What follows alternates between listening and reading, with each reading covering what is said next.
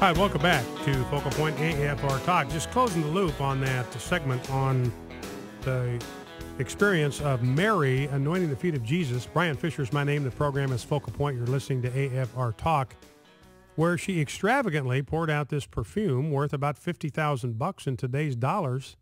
And Jesus commended her for it and said, leave her alone. What she's done to prepare me for burial ahead of time. She's done it in honor of me. What she's done will not be taken away from her. That's what he says in parallel accounts in the other Gospels. And this is what I want to say.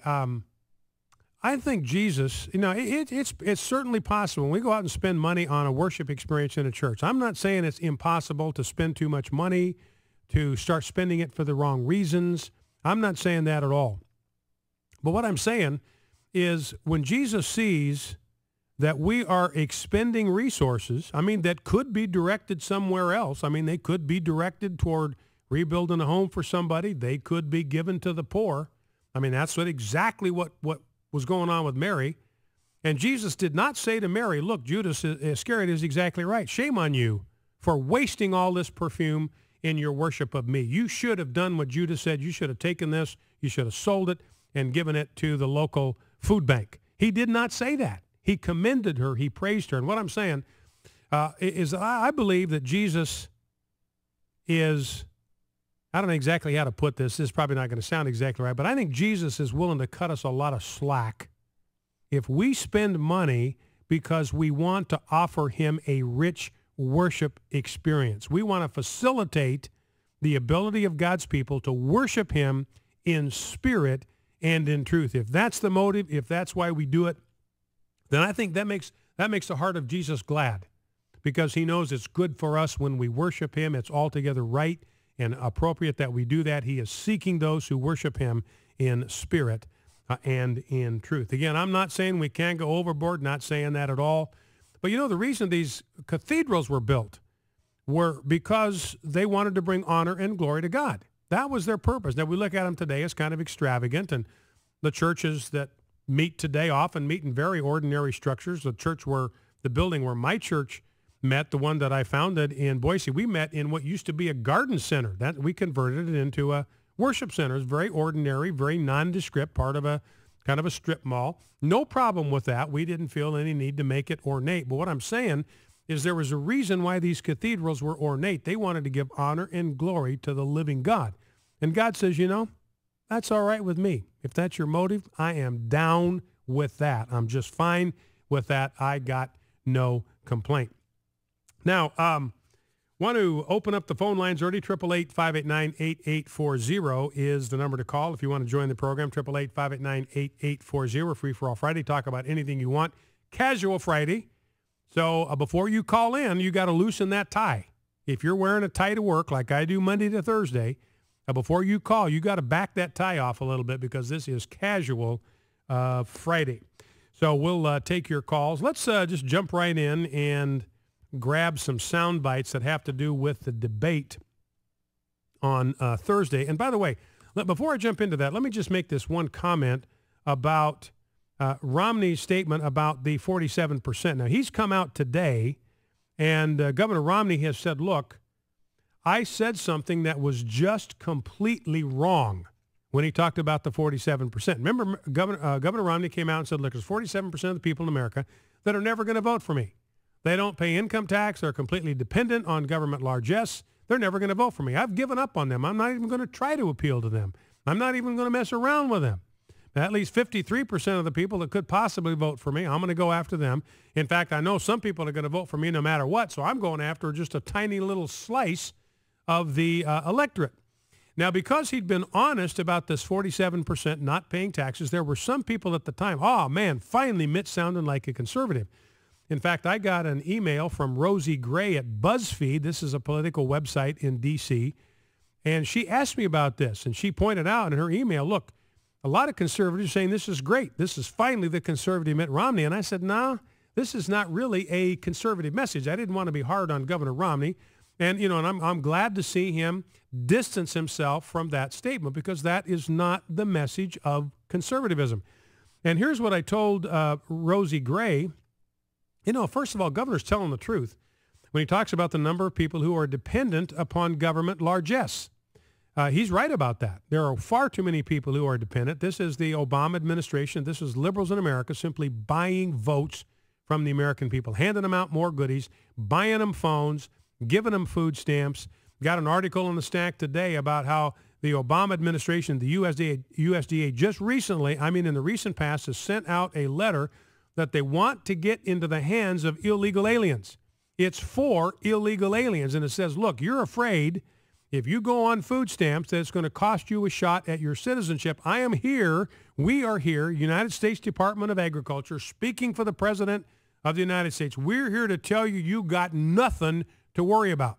It's not going to affect your ability to become a citizen whatsoever, the fact that you are an illegal alien and you are on the public dole. No low problema. Now, what is Obama doing? He's just buying votes. Just buying votes. So these illegal aliens don't even have a legal right to be here. All of a sudden, they're getting resources that you and I have paid for through our labor. Who are they going to vote for if they ever become citizens? Or if they get a driver's license in California, even though they're illegal, and they show up with their driver's license as proof of ID and they get to vote. Who are they going to vote for? Well, they're going to vote for the guy that gave them the driver's license, even though they don't have a legal right to be in the country. They're going to vote for the guy that gave them resources at our expense to those that have no legal right to be in the country. It's just a shameless, tawdry, disgusting way of buying votes. And worse than that, it hurts the people they're trying to help. And this is what I said to Rosie Gray. Now, it's understandable my comments to her didn't make any of their news coverage on this because they weren't interested in that. They want conservatives out there celebrating how conservative this was. And even Mitt Romney today said, no, that really wasn't a conservative message. But here's what I said to Rosie Gray. I hate the way government dependency robs people of initiative, self-reliance, self-respect, and the satisfaction of working with your own hands to take care of your needs and the needs of people who depend upon you. I hate what welfare does to people. I despise the way it robs them of their humanity and robs them of their God-given opportunity and responsibility to provide for themselves, to work with their own hands, to apply themselves, to use the best of their ability and talent and creativity to contribute something to culture and provide for themselves and their family. I just hate it. I despise what welfare does to people who are dependent upon it because I care for them. I love them, and I do not like to see what it does to their souls. It withers their souls. It weakens the will. It destroys their character, and that's a bad, bad, bad thing to do to human beings made in the image of God. Remember, first thing we see about God is he's a creator, and we're told we're made in his image. One of the aspects of being made in the image of God is creative capacity, innovative capacity, to be ingenious people, to be people who come up with new ideas and new ways of solving problems. And that's all part of what goes into building a career. And we just destroy that part of the image of God in people when we rob them of their opportunity and their incentive to be creative as their maker is creative.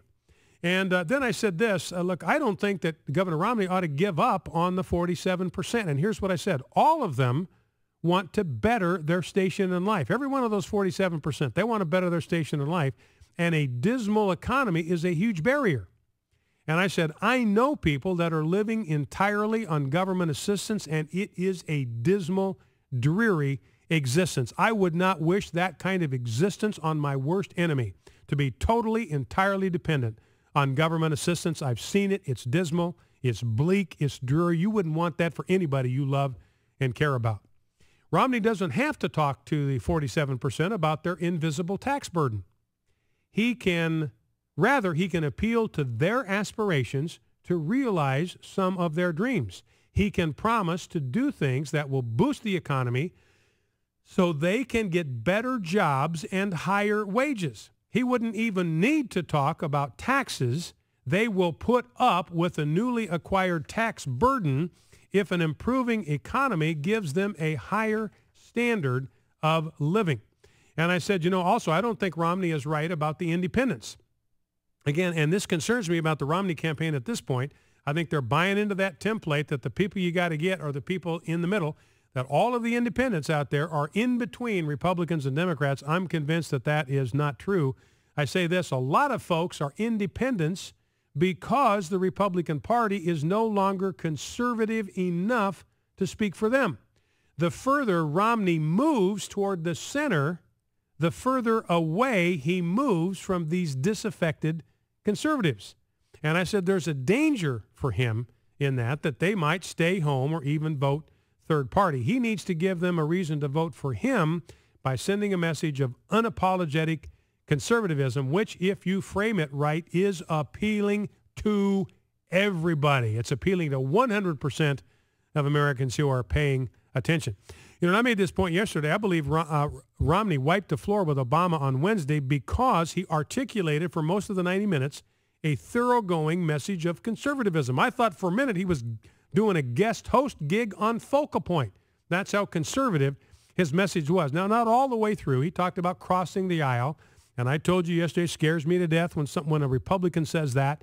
I mean, that's how we got No Child Left Behind with Bush and Kennedy crossing the aisle. That's how we got the amnesty legislation in 2007, John McCain crossing the aisle. So that spooks me. And you think about even the word picture of crossing the aisle. That is, you're on the aisle, and there's a reason you're over on this side of the aisle. And the reason you are on this side of the aisle is you are there because of certain principles that you stand for. You have a worldview. You have values that you believe in, that you promote, you defend, you advocate, you think are good for America. That's why you're on that side of the aisle. So when you have a politician talking about crossing the aisle, what he's doing is saying we are going to abandon our principles. We're going to leave the very convictions and values that put us on that side of the aisle, and we're going to cross over the aisle, and we're going to play on the turf of our political adversaries. And we're going to adopt their principles and their core values. And this, I think, is absolutely the wrong-headed way to go. I think we need to realize that liberals cannot be reasoned with. They cannot be dialogued with. They cannot be compromised with. They're not interested in compromise whatsoever. They cannot be collaborated with. They can only be defeated. And so it's time that we insist that they come over to our side of the aisle. And the way you do that is by articulating conservative values. Don't bend, don't give. That's how the Republicans got welfare reform, a balanced budget under Bill Clinton. They simply refused to budge on fundamental principles, and it was Clinton that crossed the aisle and came to them. That's how we got Defense of Marriage Act. Democrats crossed the aisle and worked with Republicans. That's the kind of crossing the aisle we want. Liberals crossing the aisle to join us on the conservative side. Focal Point AFR Talk.